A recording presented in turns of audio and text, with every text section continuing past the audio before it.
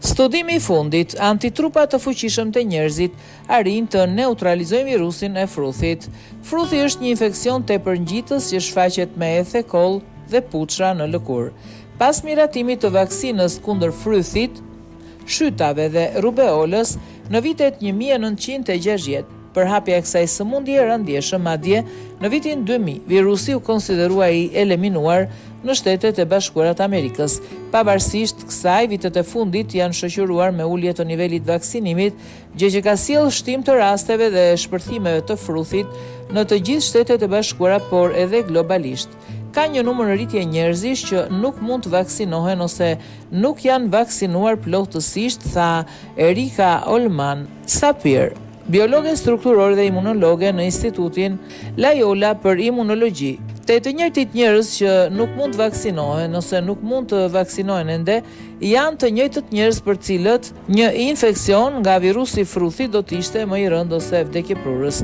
Sipas revistës shkencore The Scientist, kjo e shtyuat dhe ekipin e saj të artonin epitopet, pra pjesë të caktuar të virusit që identifikohen nga antitrupat e nxitur nga vaksina, si dhe të gjenin një terapi të posaçme kundër fruthit për këtë grup pacientësh më të cënueshëm.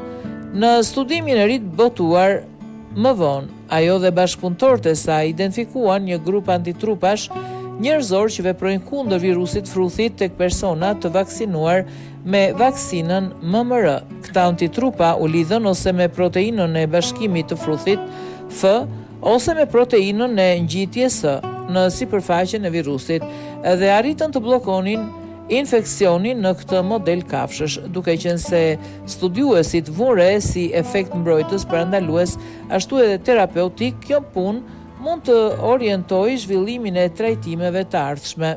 Pjesa më e madhe e antitrupave të krijuar nga vaksina lidhen me proteinën H. Megjithatë, një pjesë e antitrupave që synojnë proteinën F rezultojnë gjithashtu bllokues shumë të fuqishëm të virusit, edhe pse mënyra se si ndërveprojnë nuk është sqaruar plotësisht. Në një studim të mëhershëm, Sapir dhe kolegët e saj kishin përdorur mikroskopin krioelektronike për antitrupat kimerik mi njeri që synojnë proteinën F. Përmes kësaj metode, ekipi arriti të shohë me qartë mënyrën se si këta antitrupa lidhen me virusin e fruthit. Kur virusi ndërvepron me një qelizë njerëzore, ai pëson një ndryshim forme për të bashkuar me veten me membranën e qelizës AM dhe më pas infekton qelizën pritse. Veçanërisht 4 antitrupa të miut synuan konformacione të ndryshme të proteinës F. 3 prej tyre u lidhën me epitope para bashkimit, duke penguar ndryshimin e formës dhe si pasojë duke ndryshuar hyrjen e virusit në qelizë.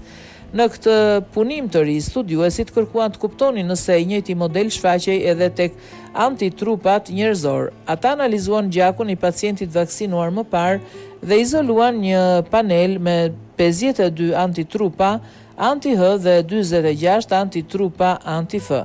Më pas, me anë të teknikave të imazherisë 3D, hartuan epitopet strukturore në këto proteina virale dhe mënyrën se si ato ndërveprojnë me antitrupat njerëzor. U identifikuan 4 vende kryesore në proteinën H dhe 5 në proteinën F. Njësoj si në studimin e tyre të mëparshëm, këto antitrupa treguan gjithashtu aftësi neutralizuese. Ne zbuluam se këto antitrupa janë jashtëzakonisht të fuqishëm, tha në një deklaratë bashkëautori I studimit David Zyla, I cili është një studiues postdoktoral në këtë grup.